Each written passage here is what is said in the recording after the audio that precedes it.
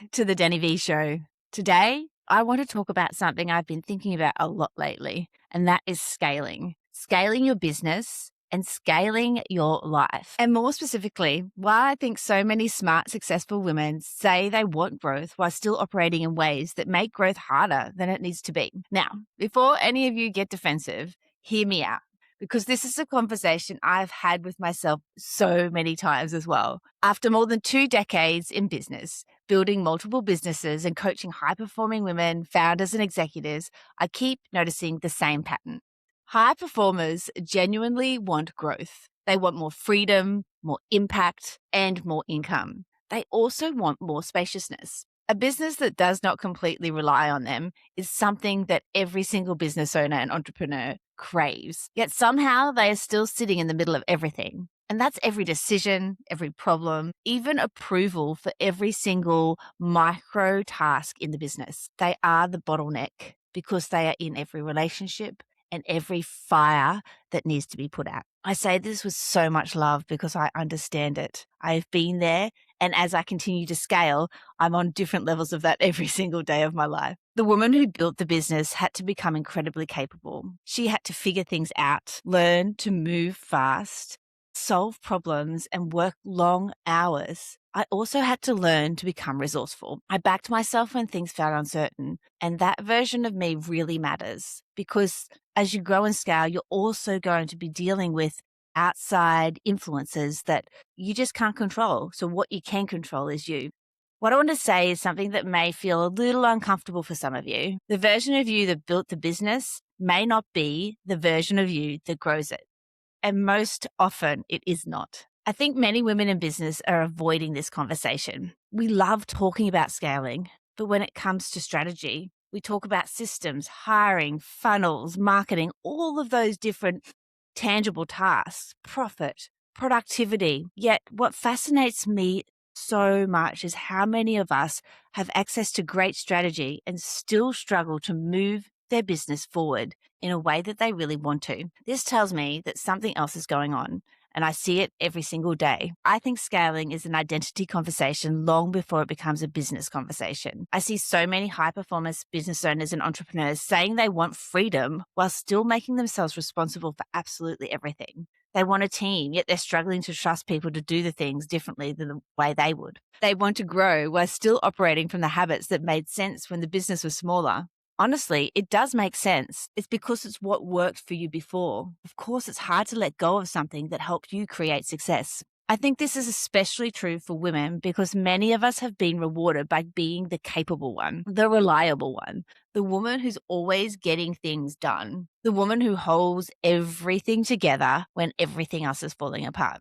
If you are nodding right now, I see you. What becomes tricky is when capability turns into over-functioning. Put your hand up if you've been there. Suddenly, you're exhausted, frustrated, and wondering why growth feels harder than it should. I hear so many of my clients say, it is just quicker if I do it myself. No one does it the way I do it. I'll just fix it. And look, sometimes that is true, but sometimes you genuinely can do it faster if you rely on others, if you hire the right staff, if you do it in a strategic manner, but first work on yourself. Faster and capable are not the same thing. That one took me a really long time to learn. There is a difference between being good at business and building a business that can actually grow. And what is interesting is the research that backs this too. One of the biggest reasons businesses plateau is founder dependency, meaning the business still relies heavily on the founder for decisions, relationships, momentum, everything. And in simple terms, the business grows to the edge of the founder's capacity. When I first really understood that, I had a bit of a moment because there have been seasons in business where I was the bottleneck. And this wasn't because of my lack of vision. I have a massive vision for my organization, but it was also something that I was still operating from an identity that felt familiar. The woman who proves herself through effort, who over-delivers, the woman who carries everything and wears it as a badge, the woman who thinks being indispensable equals being valuable. That one really hit home for me. Maybe it lands for some of you too, because I think many women unwillingly build businesses around being needed, wanted, seen. Now, let me explain what I mean by that. Being needed feels good. And it also feels safe. It gives us certainty. It reinforces value. People rely on us. We become important. That's what our brain teaches us, right? We want safety and security. But the problem is when your business scales, being needed in every corner of it stops being helpful. It starts becoming very expensive. Expensive for your energy, your leadership, your team, expensive for the business itself. If every decision still has to come through you, growth just easily slows down. If your team constantly waits for your approval, of course, growth is going to slow down. There's only so many hours in a day. If your business only runs well when you are overfunctioning, growth slows down and eventually you're going to slow down too. This is where scaling starts asking something different of you, and that is trust, better boundaries, cleaner and more clarity around decision making, and the ability to stop proving and start leading. I think this is the most uncomfortable part nobody talks about. Scaling can feel very vulnerable because suddenly your value is not in doing everything anymore. It actually shifts. It shifts to become about leadership, purely around your vision, the culture, decision making. It really leans into that executive presence, and that can feel really uncomfortable if your identity has been wrapped up in being the one who does it all. I read some research recently around decision fatigue in leadership, and it made so much sense to me. The more decisions leaders carry, the poorer the quality of those decisions become over time. So no wonder so many founders feel absolutely exhausted at the moment.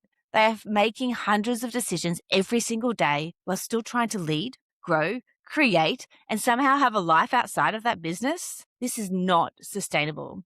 And I think this is where we need to have a little bit more honesty when it comes to who we are when we scale. Sometimes growth feels hard because the old way of operating no longer fits. Sometimes the business is asking for a different version of you. And I would more honestly say that it is always asking for a different version of you as you grow and scale. And this is who trusts themselves more, someone who trusts others more, and one who stops measuring value by exhaustion. Take that badge off. It no longer suits you. One who understands that doing more is not always leadership. Scaling requires a different version of you, and I'll keep saying that to you over and over again. I think when you scale well, you are not necessarily the smartest person in the room. You are often the person willing to evolve, to let go of old habits, and to stop needing to control everything to feel safe. You're willing to become the leader your next level actually requires. So I want to leave you with 2 questions today and really take the time to journal these out.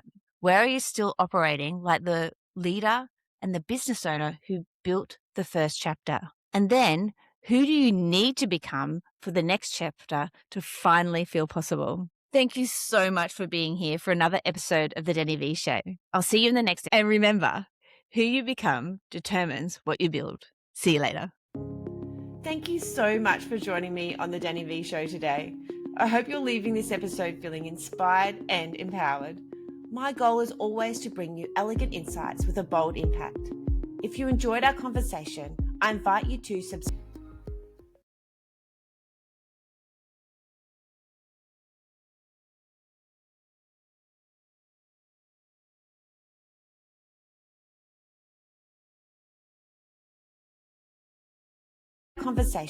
I invite you to subscribe to the show and leave a quick review. Your feedback not only means the world to me, but it also helps other growth-minded leaders find this community. Remember, leadership is an inside-out journey. The poise, the passion, and the purpose we cultivate within ourselves are what transform the world around us. So until next time, stay true to your vision and keep leading with the unique mix of grace and strength. Stay radiant, stay resilient, and I'll be right here cheering you on. I can't wait to hang out with you again on the next episode of the Danni Vee Show.